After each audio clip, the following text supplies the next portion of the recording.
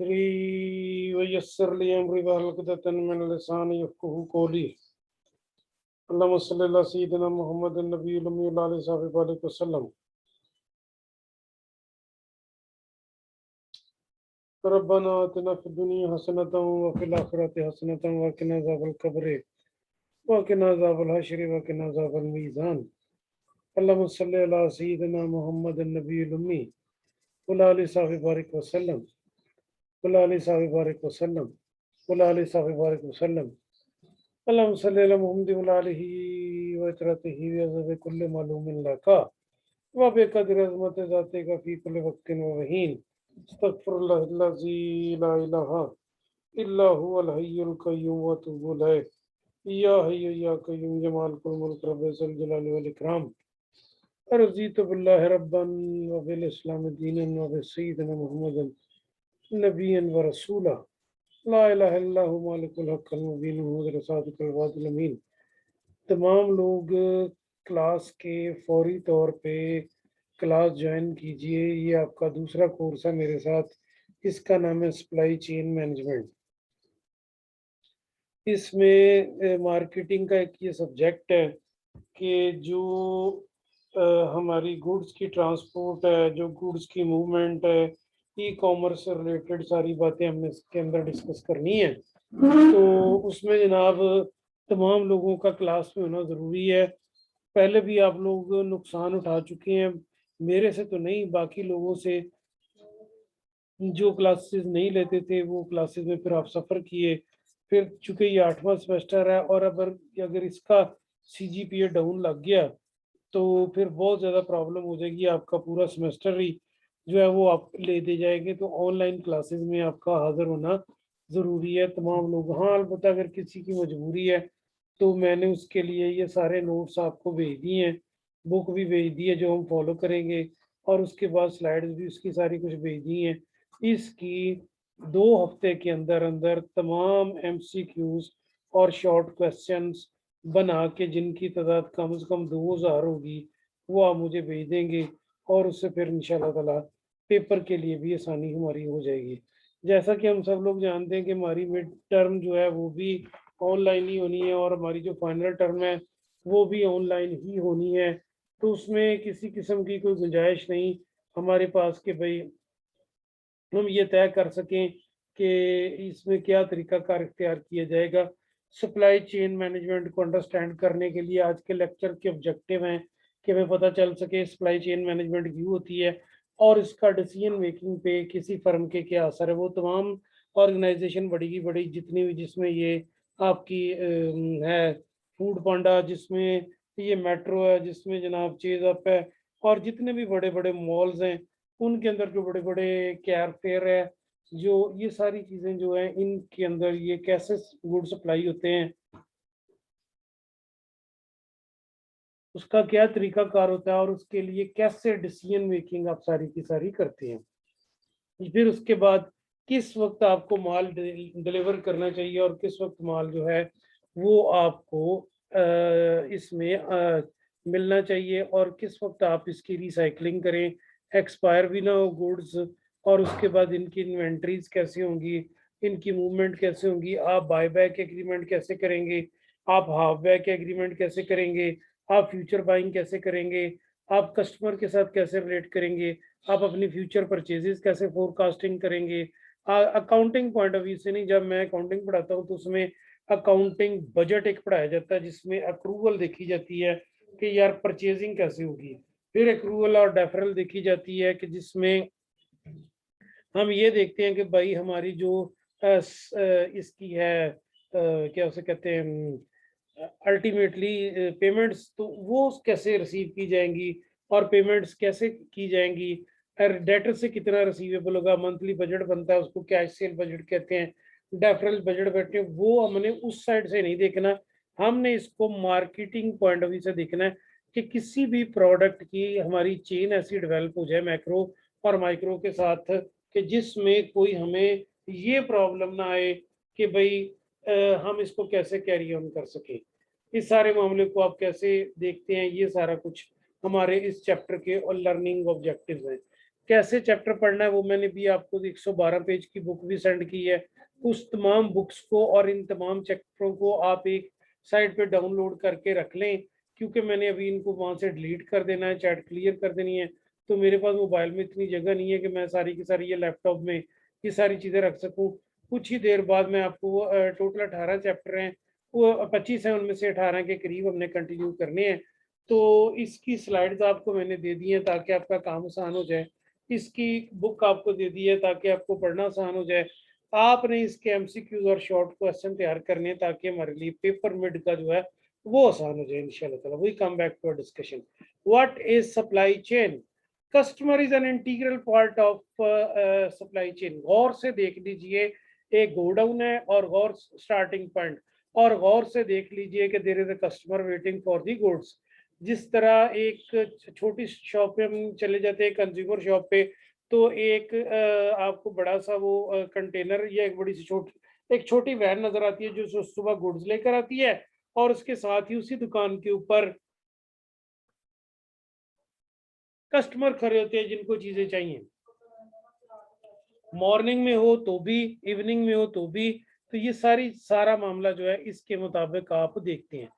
इसमें कस्टमर होगा तो आप सामान मंगवाएंगे, कस्टमर नहीं होगा तो सामान नहीं मंगवाया जाएगा।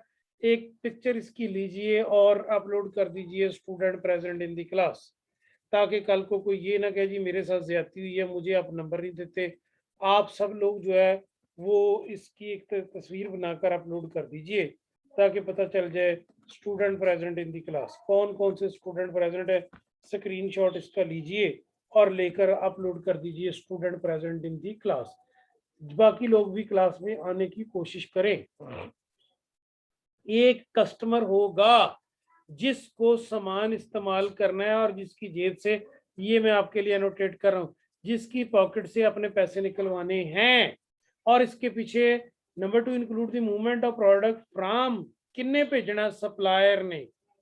सप्लायर कहां से लेगा? मैन्युफैक्चरर से। मैन्युफैक्चरर से सप्लायर की तरफ माल आएगा, सप्लायर से कंज्यूमर की तरफ जाएगा, और इसके दरमियान जो इंटरलिंकेज है वो आपका डिस्ट्रीब्यूटर फराहम करेगा। इन सब को ऑन बोर्ड लेना होगा। आपने देखा है रिसेंटली कल रात का वो उन्होंने जहांगीर तरीन को स्कैंडल में मुलवस किया है। तो स्कैंडल में मैन्युफैक्चरर कह रहा है जी मैंने चीनी सेल की है सप्लायर को, सप्लायर ने सेल की है डिस्ट्रीब्यूटर को, डिस्ट्रीब्यूटर से माल उठा रहा है कंज्यूमर, पैसे कंज्यूमर की जेब से निकल रहे हैं ताकि गवर्नमेंट पे प्रेशर पड़े। अब जहांगीर तरीन साहब का बयान या वर्जन ये है कि भाई जी ये है कि मैं तो फ्यूचर बाइंग एंड सेलिंग करूंगा, तो मेरा तो सामान फ्यूचर में सेल होगा। जब चीनी की कॉस्ट आपकी 50 है कि ये एक माफिया है, इनके लोग हर डिपार्टमेंट में बैठे हैं, इसीलिए कल लाहौर हाई कोर्ट ने स्टे जारी कर दिया है। माफिया तो वहां हर जगह मौजूद है। लाहौर हाई कोर्ट को गवर्नमेंट ऑफ पाकिस्तान के लॉ में लिखा हुआ, मैंने एडमन लॉ में भी आपको पढ़ाया है कि किसी किस्म का जो अदलिया का काम है वो सियासत में इंडल्ज होना नहीं, और ना ही अदलिया का काम जो है वो सियासी स्टे देना है। ये काम गवर्नमेंट का है कि गवर्नमेंट को इंतजामी फैसले करने दिए जाएं। अगर हर एसपी और डीसी की आप पेंट उतारने लग जाएंगे सुप्रीम कोर्ट में आके खड़ा करके, तो फिर तो मसला खत्म हो गया, फिर काम कैसे चलाएंगे? अगर पुलिस वाला एक बंदे पर तशद्दुद कर रहा है, आप उसको थोड़ा सा वार्निंग दे दें, आप उसको पनिश कर दें, लेकिन एज ए लॉयर, एक वकील के तौर पे मैं किसके साथ खड़ा हूं? मैं खड़ा हूं अपने क्लाइंट के साथ। मेरा क्लाइंट पुलिस वाला नहीं है, मेरा क्लाइंट वो कस्टमर है जिसके ऊपर पुलिस ने तशद्दुद किया है, तो मैंने उसको सेव करना है और ये साबित नहीं करना कि जनाब इन तशद्दुद किया जाए। मैं ये कह रहा हूँ कि इसके जो ह्यूमन राइट्स थे वो वायोलेशन हुई है, और मैंने बड़ी डिटेल में आपको सुप्रीम कोर्ट का लॉ पढ़ाया हुआ है सारा। तो एक कस्टमर होगा, कस्टमर की जेब से पैसे निकल के मैन्युफैक्चरर की जेब में जाने हैं। काम ऐसे चलना है कि यहां से मैन्युफैक्चरर गुड्स भेजेगा सप्लायर को, सप्लायर डिस्ट्रीब्यूटर को, और डिस्ट्रीब्यूटर आगे सामान भेजेगा कस्टमर को। अब इससे पैसे कैसे शिफ्ट होंगे? पैसे ऐसे शिफ्ट होंगे, सप्लायर से पैसे जाएंगे मैन्युफैक्चरर को, डिस्ट्रीब्यूटर से पैसे जाएंगे सप्लायर को, और क्लाइंट से पैसे जाएंगे इस पर्सन को, इसको। कैश का फ्लो उल्ट होगा और जो आपकी गुड्स का फ्लो है वो अपोजिट होगा, वो और तरह से चलना है। तो इन तमाम चीजों को आपने मद्देनजर रखते हुए ये चीज देखनी है। इस टॉपिक को हम डिस्कस करेंगे, बड़ा इंपॉर्टेंट और मार्केटिंग की बेस है। इतना का पैसा है इसके अंदर, आपकी सोच है। अगर आप मार्केटिंग की जॉब में चले जाते हैं, आपकी सोच है इसमें कितना पैसा है, आपकी सोच है। अगर आप किसी डिस्ट्रीब्यूटर के साथ अटैच हो गए हैं और डिस्ट्रीब्यूटर से आपने कह दिया ना मैं 10 पैसा पर प्रोडक्ट लूंगा, तो एक दिन में अगर 1 लाख प्रोडक्ट उसकी सेल हुई है तो 10 पैसा से मल्टीप्लाई कर लें, आपका बैठे हुए एक डील में 10,000 रुपये बन चुका है, एक डील में। और अगर दिन में आप 100 डील्स करवा देते हैं तो आप सोच नहीं सकते कि आपके पास कितने पैसे होंगे। तो ये बड़ी इंपॉर्टेंट चीज है, supply chain management. Number 2, may be accurate to use term supply network or supply web. Typical supply chain stages customer, आप देख लीजिए इसके सामने बड़ी से बड़ी गवर्नमेंट विबस हो जाएगी। आपने देखा है अभी पिछले महीने साल जो वो बहरान पैदा हुआ था पेट्रोल का, गवर्नमेंट ने 2 रुपए पेट्रोल सस्ता किया, तो जो मैन्युफैक्चरर तो पेट्रोल के थे, जो सप्लायर थे, उन्होंने डिस्ट्रीब्यूटर को माल रोक दिया। पेट्रोल वाले जो सप्लायर थे उन्होंने डिस्ट्रीब्यूटर को सामान की सप्लाई रोक दी, नहीं मिलेगा। डिस्ट्रीब्यूटर ने पेट्रोल पंपों पे सामान की सप्लाई रोक दी, नहीं मिलेगा। रिटेलर पेट्रोल पंपों ने कस्टमर को सामान की सप्लाई रोक दी, नहीं मिलेगा। तो आपने देखा कि सिर्फ एक बंदे के इसका पैसा लगा हुआ होता है, इस एक बंदे की वजह से इसने गवर्नमेंट के खिलाफ होके गवर्नमेंट को गाली शुरू कर दी। और चूंकि गवर्नमेंट के अपने बैठे हुए बंदे इसमें इन्वॉल्व थे, तो वो बंदे जो इन्वॉल्व हैं वो सारे के सारे इससे पैसे अर्न कर गए। और पेट्रोल सस्ता होने के बावजूद ईद से 2 दिन पहले बड़ी से हम सब लोग जलील और रुसवा हो गए, वो मिलना ही नहीं, बंद हो गया। तो रिएक्शन किस पे आना है, गवर्नमेंट पे रिएक्शन है ना। इसलिए ये कार्टेल जो पूल्स हैं इनको गवर्नमेंट जो है अपने साथ मिला के रखती है, अपने साथ इनको मिला के रखती है, ताकि ये गवर्नमेंट को ज्यादा तंग ना करें। लेकिन चूंकि ये गवर्नमेंट इनको घास नहीं डाल रही, तो इसलिए ये प्रॉब्लम पेश आ रही है। Number next, supply chain. अब देखिएगा, टिम्बर कंपनी है तो पेपर बनाएगी, फिर फैब्रिक कारपोरेशन, फिर आरपीजी। केमिकल अदारे हैं तो वो, प्लास्टिक अदारे हैं तो वो, ये सब कुछ आपने देखना है। ये स्लाइड्स मेरी बनाई नहीं हुई हैं, ये अमेरिकन एक है इदारा, जिस पियरसन जो सारी किताबें छापता है, ये उनकी बनाई हुई है, मैंने नहीं बनाई हुई है। उनकी स्लाइड्स मैं आपके साथ शेयर कर रहा हूँ। तो इसकी ये इस वक्त बड़ी लेटेस्ट फॉर्म आ चुकी है, जिसमें आप देख रहे हैं कि हर बंदा नेट के ऊपर काम करना सीख गया। मैं हैरान हो गया, और रात कल 8 बजे मैं एक बंदे से मिला जो इंजीनियर है इसका सोलर का, तो उसने मुझे इतनी बातें सुना दी सोलर की कि मैं खुद हैरान हो गया कि यार डॉक्टरेट होने के बाद मेरे पास इंफॉर्मेशन नहीं थी इतनी जितनी एक्यूरेट इंफॉर्मेशन उसके बाद थी। कि हम जनाब हम टी का कंट्रोलर लगाएंगे, हम ये करेंगे, वो करेंगे, हम ला करेंगे, हम ब्ला करेंगे, ये कर देंगे, वो कर देंगे। तो मैं हैरान हूँ कि उनका नॉलेज नेट के साथ कितना अप टू डेट है। तो फिर वो मैं साथ ने मुझे बताया, मैंने कहा यार मैंने एक चार्ज कंट्रोलर खरीदना है, इन्वर्टर जो मैंने सोलर प्लेटों को लगाना है। तो उसने कहा सर जी वेट करें, 15 दिन पहले ये इन्वर्टर जो है चाइना ने नया ईजाद कर दिया है ब्लूटूथ वाला, और ये वाला, तो ये आप 1 2 15 दिन और ठहर जाएं, ये पाकिस्तान में आ जाएगा, तो ये सस्ता है, तो आप ये करें। और उसके बाद उसने सारी फिजिक्स की कैलकुलेशन मुझे हाथ में वहां पर हैंड बाई हैंड ही करके बता दी कि ये सारी सूरत हाल होगी। तो आपको इस मार्केट को स्मेल करते रहना है। मार्केट हो सकता है कुछ आपके स्टोर चल रहे हो अच्छे, उसको हम कहेंगे मिल्किंग प्लांट, कि वो मिल्किंग बफलोज हैं, वो आपकी दूध दे रही हैं। और अगर आपके प्लांट आप देख रहे हैं कि मार्केट में कोई स्टोर नहीं चल रहा, तो वो आपका ब्लैक डॉग होगा। किसी ने नाम लगे जाना। तो ब्लैक डॉग्स जो हैं, वो ब्लैक डॉग आपको स्टोर बंद करना होगा। गवर्नमेंट की कई दुकानें प्रॉफिट में नहीं जा रही, लेकिन गवर्नमेंट ने अब सोचा कि मैं खुद दुकानें कितनी खोल लूं, तो उसने फिर फ्रेंचाइजीज दे दी।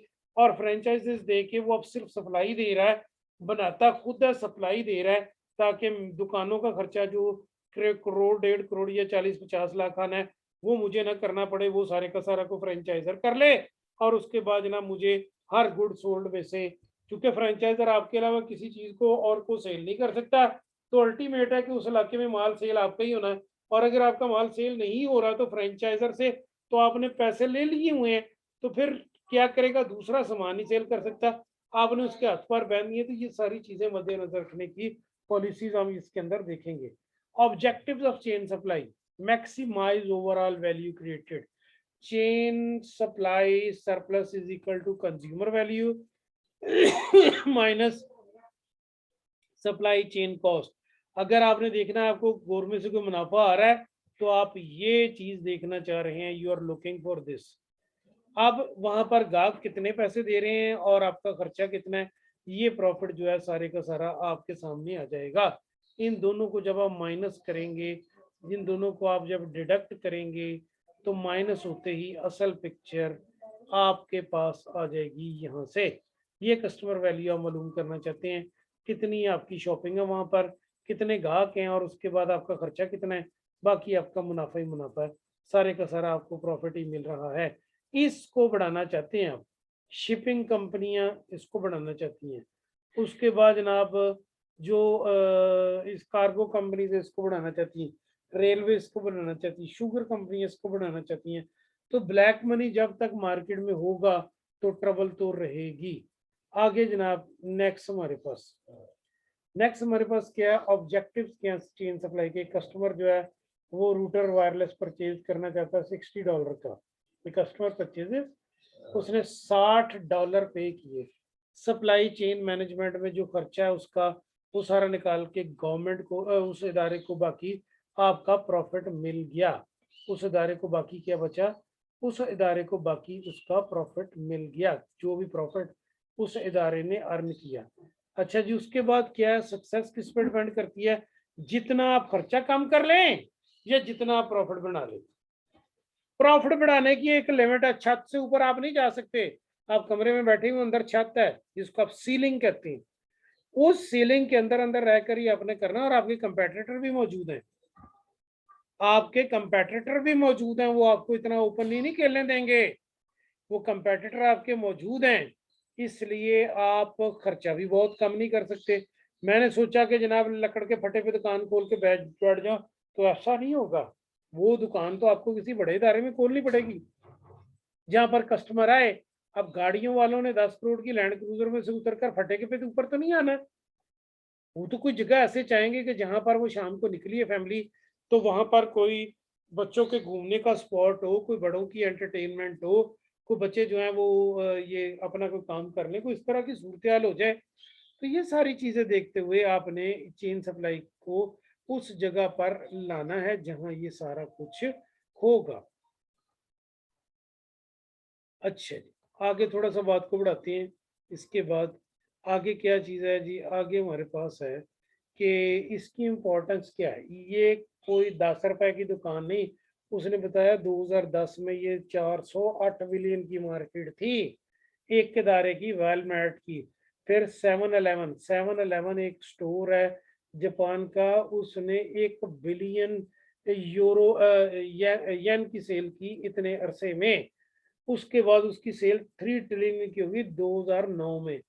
अब यहाँ पर ये जो 7-Eleven है, या इस 7-Eleven की खूबी है कि एक मरतबा इससे एक बेल्ट खरीदी, तो 7-Eleven का आप अगर मेट्रो टाइप एक दुकान है, बड़ा स्टोर है, 7-Eleven में गए, एक बेल्ट परचेज की, तो वो बेल्ट थी रैक नंबर 24 में, यूके से। तो जनाब जब 7-Eleven सऊदीया में आए तो वहां पर वो बेल्ट थोड़ी छोटी निकली, चेंज करनी थी, तो उन्होंने कहा हुआ था कि आप हमारे 7-Eleven में कहीं भी चेंज कर लें। ये इसकी टिपिकल खूबी है जो मैं आपको बताने लगा हूँ 7-Eleven की। अब जनाब वो जब वहां पर 7-Eleven सऊदीया में आए, तो आपके 7-Eleven जद्दा में गए, उनको बताया कि यार ये बेल्ट यूके से परचेज हुई है। तो आप हैरान होंगे कि उधर भी काउंटर नंबर 24 ही था, तो यहाँ सऊदीया में भी इसका काउंटर नंबर 24 ही था। और चूंकि ये इसके ऊपर वो प्राइस टैग लगा हुआ था, तो प्राइस टैग के साथ ही उन्होंने इसका स्कैन किया, तो वाकई पता चला ये 10 days अर्लियर परचेज हुई है। उन्होंने कहा sir what can I do for you. एक फिलिपिनो खतून वहां खड़ी, तो उसने कहा what sir I can do for you. तो सर ने बताया आगे से कि भाई जी I want to replace this one larger size, ये किससे आप बड़ा नंबर बढ़ा दे दें। उसने कहा सर नो प्रॉब्लम, आप 24 नंबर रैक में से देख लीजिए आपकी वेस्ट का क्या है। तो उसने कहा जी मुझे 43 वेस्ट की चाहिए।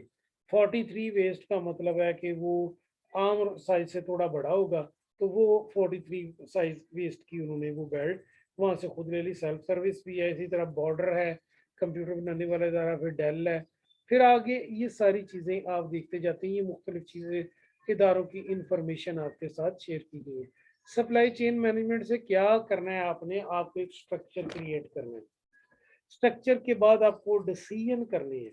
ये बाजू का डिसीजन मंथली होंगे, बाजू का क्वार्टरली होंगे।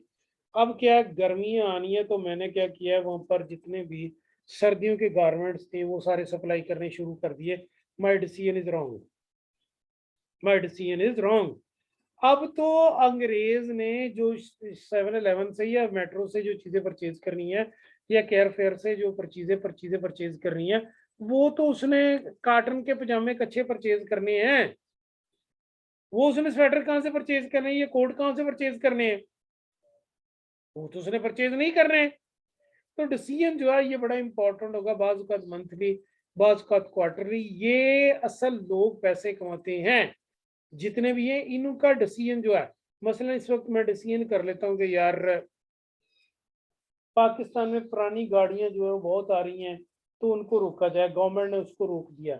उसकी देखा देखी जब उनकी सेल परचेज यहाँ रुकी, तो गवर्नमेंट के इस डिसीजन के नतीजे में फिर एमजी भी आ गई, फिर किया भी आ गई, फिर होंडाई भी अपनी, वो जिस तरह मैंने जीप ली है उस तरह की जीपें, एसयूवी, वो सारी की सारी पहले होंडा की थी, फिर सुजुकी आई, फिर ये फार्चूनर वगैरह आई। फार्चूनर के साथ इसी तरह की मिलती जुलती किया ने निकाल दी। तो किया कितनी कामयाब हुई है और इतनी ब्यूटीफुल है वो अपनी फ्रंट लाइन की वजह से कि वो 62-63 लाख में चली गई है। इसी तरह फार्चूनर जो है वो 1 करोड़ में चली गई है। इसी तरह जनाब आप देख रहे हैं होंडाई, वो बड़ी प्यारी जीप आई है, एसयूवी, वो इलेक्ट्रिक सीटों के साथ। इसी तरह प्रोटॉन आ गया है, इसी तरह एमजी आ गई है। मुख्तलिफ कंपनीज जो है उनकी नई गाड़ियां हमारे यहाँ पर आनी शुरू हो गई हैं। और उन नई गाड़ी, वेट कीजिए 1 मिनट प्लीज।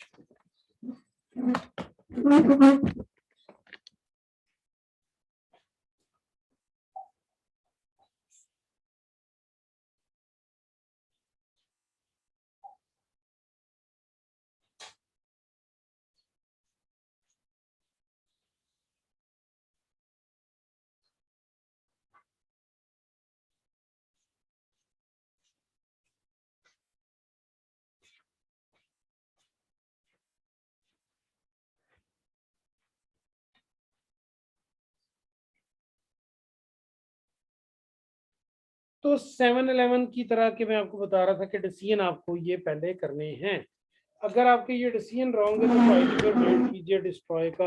अकल का अन्ना जब ऊपर बैठ जाएगा तो फिर आप देखेंगे जिस तरह शहबाज शरीफ साहब हमारी मुल्क की इकोनॉमी का बेड़ा पठा के आराम के साथ अब अंदर हो गया, और पागलों की तरह वो बंदा चीखा करता था, माइक फेंक ये वो ड्रामे कर करके 200 अरब रुपया पंजाब का हर साल जो है वो मेट्रो ले जाएगी। हमारे पास पैसे नहीं है वो सूद देने के लिए। क्या जरूरत थी फैसलाबाद का पैसा लाहौर की उस ट्रेन पे लगाने का, कोई जरूरत थी? मैं कह रहा हूँ यार सारे जो है ना जीसी यूनिवर्सिटी में पैसे लगाओ यार, वहां पर 2-4 बड़े बड़े फुहारे बना लेते हैं, 2-4 ये कर लेते हैं। आप सब लोग मेरे साथ बैठेंगे कि सर हम अपने जाती पैसे क्यों लगाए, गवर्नमेंट को पैसे लगाए उसके ऊपर हम क्यों लगाए। मैंने कहा नहीं यार पैसा डाल के इसी ले आओ। मैंने ये कहा यार पैसा डाल के ये ले आओ। आपने कहा सर ये काम गवर्नमेंट करे, हम क्यों करें, हम तो उसके स्टेक होल्डर ही नहीं है। अब फैसलाबाद तो मेट्रो ट्रेन का स्टेक होल्डर ही नहीं है। ये काम खराब करके अल्लाह ताला इनके चेहरे रसवा करे। ऊपर से बंदा ऐसा बैठ गया कि मुल्क की फाइनेंशियल हालत बहुत खराब हुई हुई है, गवर्नमेंट के पास पैसे देने, तनख्वाहें देने के लिए पैसे नहीं बचे हुए। तो अच्छा जी डिसीजन जो है ये आपके बड़े एट ए टाइम होंगे, ये कैलकुलेशन की बुनियाद पे, टास्क करके नहीं होंगे, ये कैलकुलेशन की बुनियाद पे होंगे। हाँ जी, कितने लोग जो है वो, चंद दिन से मुझे फोन आ रहा है, मैं मोबाइल यूज कर रहा हूँ जैज की पोस्टपेड सिम। तो जैज की पोस्ट सिम में मुझे फोन आ रहा है, उनका एक पैकेज था कुछ साल पहले M300 जिसमें 150 मिनट जैज़ के, 150 मिनट ऑफ नेट और 300 मिनट फ्रेंड एंड फैमिली और 500 MB डाटा और 150 उसमें शामिल था SMS। उस वक्त कंपटीशन में आके उन्होंने ये पैकेज दे दिया। अब ये पैकेज जो है वो उस वक्त मेरा बिल मिल मिला के बनता है 500 रुपया। फिर भी उसमें से मेरे जो है ना जी वो मिनट बच जाते हैं। अब 300 फैमिली के हो गए, 150 वो 600 मिनट हो गए। मैं 600 तो इतने इस्तेमाल ही नहीं करता। अगर मैं रोज की 20 कॉलें भी करूं जितनी की ऐसी नहीं मेरी होती, तो हर महीने पैसे ये बच जाते हैं। तो अब गवर्नमेंट ये मोबिलिंक ने ये पैकेज जो खत्म किया, अब मुझे भी रोज फोन आते हैं कि जी आपके लिए ये हम बड़ा बेहतर पैकेज लाए। मैंने कहा जी मैंने नहीं लेना, आपका शुक्रिया। इतने को तो अब आपका जो डिसीजन है वो आपको कॉस्ट करेगा। तो कॉस्ट करने के लिए आप चीजें देखेंगे, प्रोडक्ट की फैसिलिटीज क्या हैं, गोदाम कितने के हैं, वहां पर सामान कैसे पहुंचाना है, इंफॉर्मेशन सिस्टम क्या है। अगर आप सियाचिन में जाते हैं तो सियाचिन में सारे दिन के अंदर हेलीकॉप्टर एक चक्कर लगाता है। जहां जहां वो तो पहले होते हैं बैठे हुए 60 किलोमीटर का वो बॉर्डर है, पहाड़ी पहाड़। अब पहाड़ के ऊपर आप बना के मोर्चे बैठे हुए हैं। उस पहाड़ के ऊपर से दिन में एक बंदा ही आता है, वो आपको हफ्ते का खाना दे जाता है। और उसके बाद ना कोई मोबाइल, ना कोई रेडियो, ना कोई टीवी, ना कोई कुछ। सारा दिन आप सज्जे खबे बर्फ को देखते हैं। अगर आप बगैर रहने के बर्फ को देखते हैं तो आंख अंधी हो जाती है। अगर आप उंगली बाहर निकालते हैं वो जम जाती है, उंगली काटनी पड़ती है, फ्रीज करनी पड़ती है। अगर आप बंदूक के साथ अपनी उंगली बगैर दस्ताने के लगा देते हैं तो आपकी उंगली वहां चिमट जाती है बर्फ की वजह से, फ्रोजन बाइट हो जाता है। तो गन तो नहीं काटते, वो गन के साथ ही उंगली अटैच करके उसे हेलीकॉप्टर पे लाद के रखते हैं। तो बहुत सारे हमारे कमांडोज जो है वो वहाँ सिर्फ SSG जो है वही काम कर सकता है, दूसरा बंदा सर्वाइव ही नहीं कर सकता। -75 टेम्परेचर या -50 टेम्परेचर कैसे आप सरवाइव कर सकते हैं। तो इसके लिए एक वर्दी उनको मिलती है 1 लाख रुपए की, और वो शायद 2 3 4 दिन या 10 दिन ही निकालती है। वो सारा एक्सपेंस हमें अब करना पड़ रहा है। अगर वो हम नहीं करते तो हमारी फौज जो है, अब उसने इंडिया ने क्या किया, कश्मीर पे सारे का सारा अटैक करके वो उसको, पहले भी उसका ही था।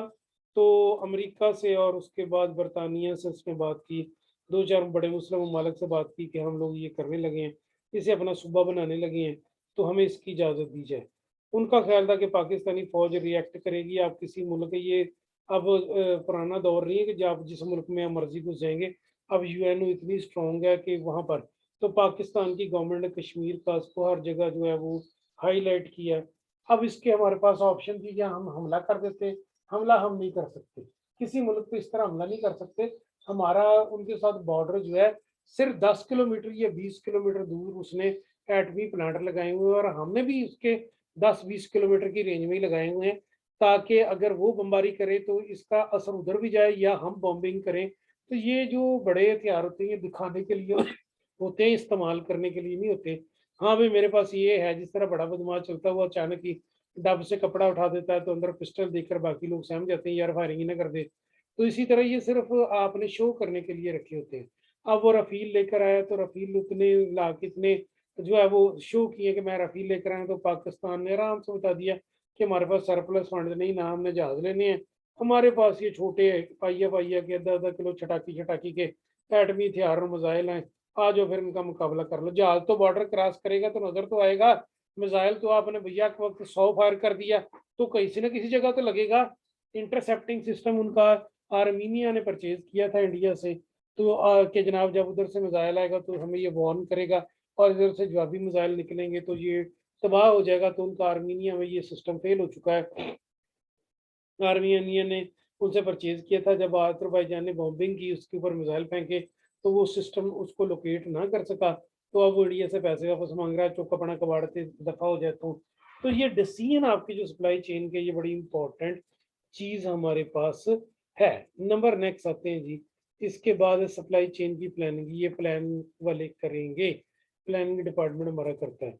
अच्छा जी, उसके बाद सप्लाई चेन मैनेजमेंट की प्लानिंग के मुख्तलिफ स्टेप्स हैं, इन सब चीज़ों को आपने देखना है, पढ़ना है।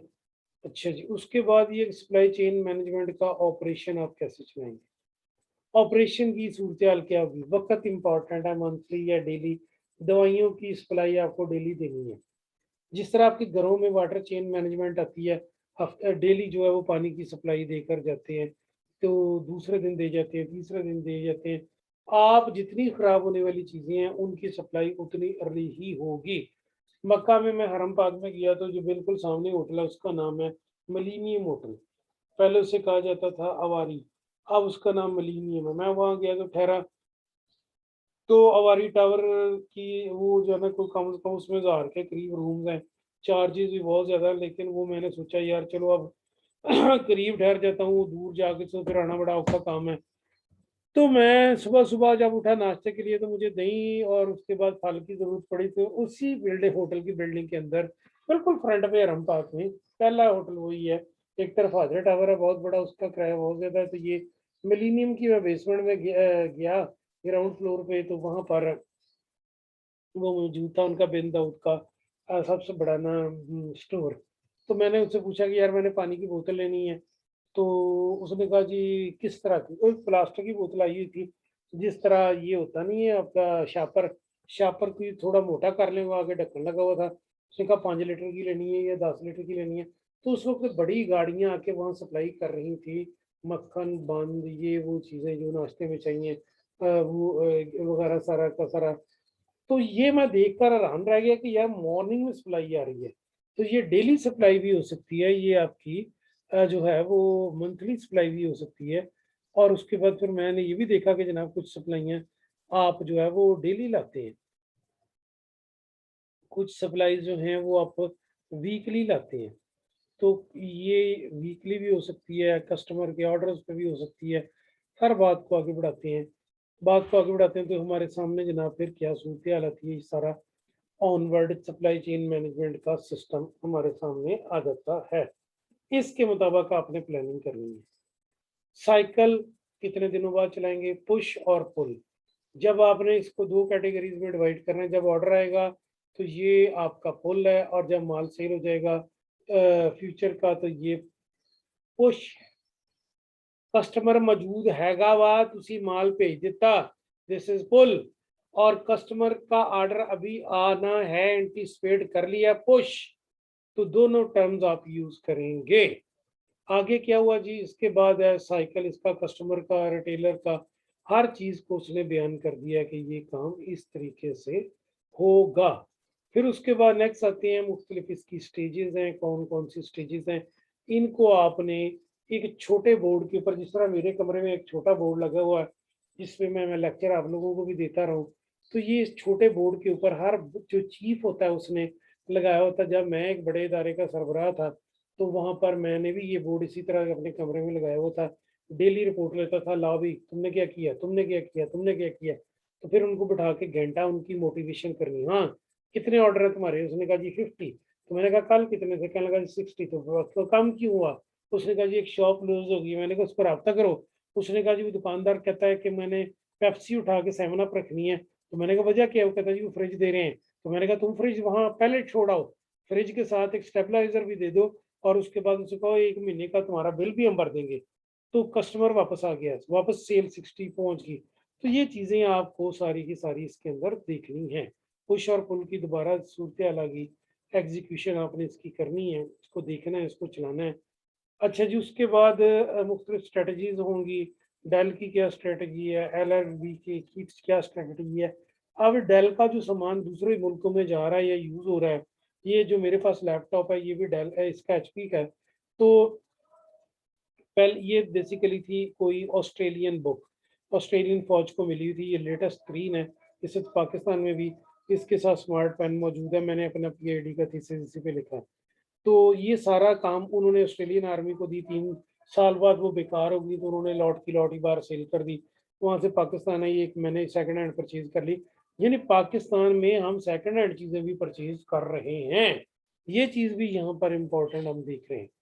आगे बात को बढ़ाते हैं कि इसकी सप्लाई के प्लान कौन कौन से हैं, उसके बाद इनको कैसे मूव करना है। टाइम थोड़ा कम है, लिहाजा मैं थोड़ा सा ब्रीफली आपके साथ मैक्रो फेजेस कौन कौन सी हैं, आपने अपने इस बंदे से रिलेशनशिप बेहतर करने हैं। एक दुकान पे मैं गया तो बहुत छोटा सा था, मैं कोई कह लें क्लास 10 में था। तो वहां पर ये ना मेन जो आपकी बौने बाजार और अबीपुर बाजार के बाहर सर्कुलर रोड है, वहां पर मैं गया। वहाँ टीवी की ना वायर सेल हो रही थी। तो उस वक्त वो वायर का रेट था 13 रुपए। तो एक कस्टमर देहाती सा है, 12-11 बजे का टाइम था, मैं पता नहीं क्या चीज़ खरीदने वहाँ गया मेन रोड के ऊपर, सर्कुलर रोड के ऊपर, जहाँ वो सामने क्वार्टर भी, सिविल क्वार्टर भी है। तो वहाँ पर मैंने एक दुकान के बाहर खड़ा था साह लेने के लिए, गर्मी बड़ी थी।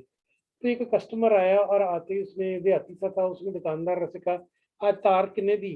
तो दुकानदार ने कहा ये 14 रुपए की है। उसने कहा नहीं कुछ कम करें। उसने कहा 14 रुपए हैं तो दुकान से, वरना दुकान से उतर जा, मेरा वक्त जाया ना कर। बड़ा रफ सा जवाब दिया, तकबर बड़ा उसने। उन्हें कहा 15 या 14 रुपये है तो मैंने दे दे, नहीं तो दफा हो जाता। ये उसके कमेंट्स थे। मुझे आज भी याद है, दैट वाज ईयर 82।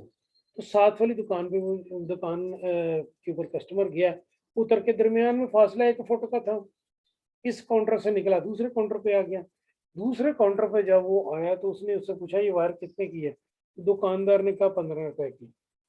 तो उसने कहा यार पिछले दुकानदार 14 कह रहा था, लेकिन मैंने अब उसके पास जाना नहीं क्योंकि उसने मुझे ये लफ्ज कहे हैं कि मेरी दुकान तो उतर जाए अगर 14 रुपए आ गया, तो वरना मैं, अब तुम बताओ कितने हैं? उसने कहा मैंने तो 15 में सेल करनी है क्वालिटी। उसने उसकी 14 वाली तार छोड़ दी और 15 रुपए देकर परचेज करके ले गया, कि कहने लगा कि उस तुम्हारा रवैया बड़ा बेहतर है। उसने जनाब बैठा, उसे पानी पूछा, बोतल वगैरह तो नहीं, ठंडा पानी पिलाया, तो इतनी देर में वो चेयर पे उठा के उसने देखा कि खैर इस तरह आप कस्टमर की लॉयल्टी विन कर सकते हैं, अपनी अंदरूनी टीम के अंदर बेहतरी कीजिए। एक दिन मैंने देखा फूड पांडा वाले बाहर से फूड लेकर आए और रास्ते में बैठकर चीजें एंजॉय कर रहे हैं, और उसके बाद कुछ कोशिश कर रहे हैं ठंडा हो जाए। सप्लायर के साथ रिलेशनशिप बड़े होंगे, आप एलसीडी इनको दीजिए, आप उम्र के टिकट वगैरह इनको दें, आप इनको जनाब मुख्तलिफ मुल्कों की सैर करें, मैक्रो प्रोसेस को आप व्यू करें। उसके बाद जनाब नेक्स्ट आप इसकी एग्जांपल्स हैं, दुनिया के बड़े बड़े इदारे जो हैं, गेटवे है, एप्पल है, ज़ारा है, रेंगर है, टोयोटा है, अमेज़ॉन है। ये अपना माइक ऑन किया हुआ है इस वक्त। जैनब ने उससे दरख्वास्त है कि वो अपना माइक बंद कर दे। मेरे ख्याल माइक चला के चल गई है कहीं। अच्छा जी, इन इदारों के आगे फिर उसने एग्जांपल्स दी हैं इन इदारों की कि इनकी स्ट्रेटजीज क्या हैं, ये सारे आपने पेश पढ़ने हैं। टोयोटा क्यों कामयाब है पाकिस्तान में?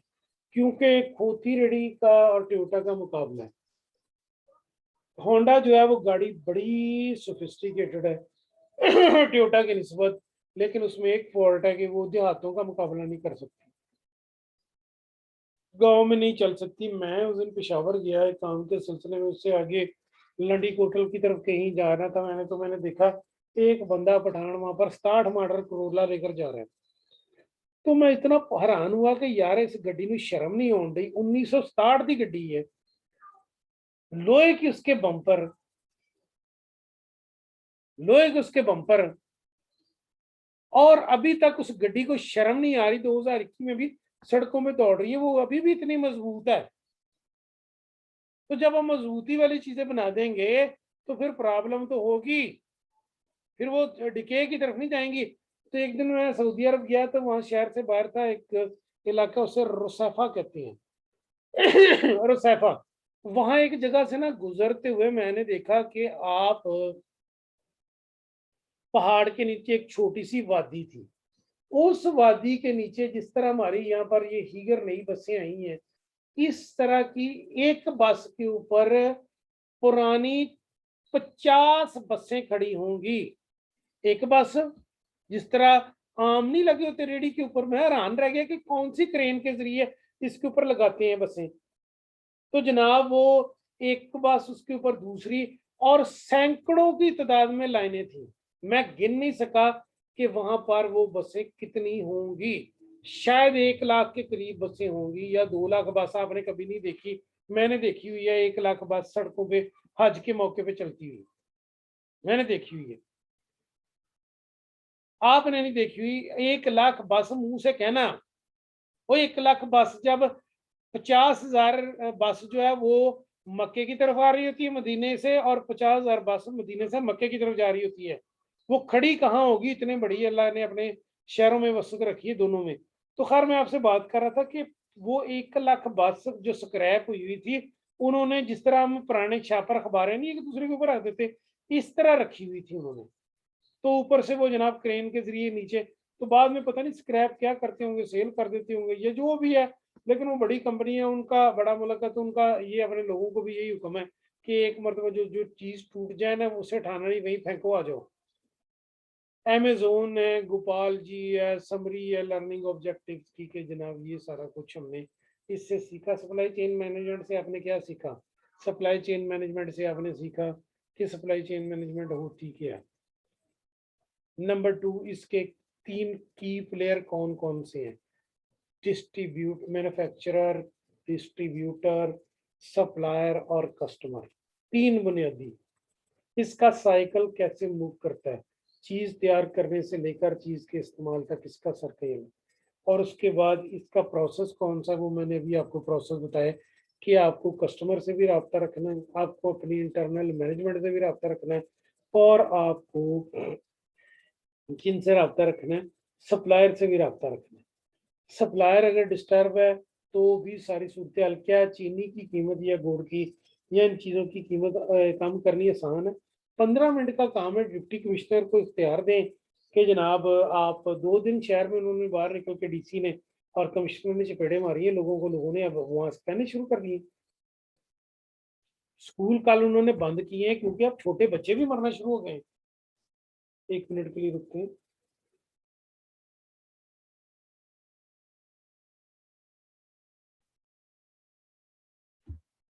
तो अब छोटे बच्चे भी मरना शुरू हो गए, तो स्कूल बंद उन्होंने किए, अल्लाह ताला इन सब बच्चों को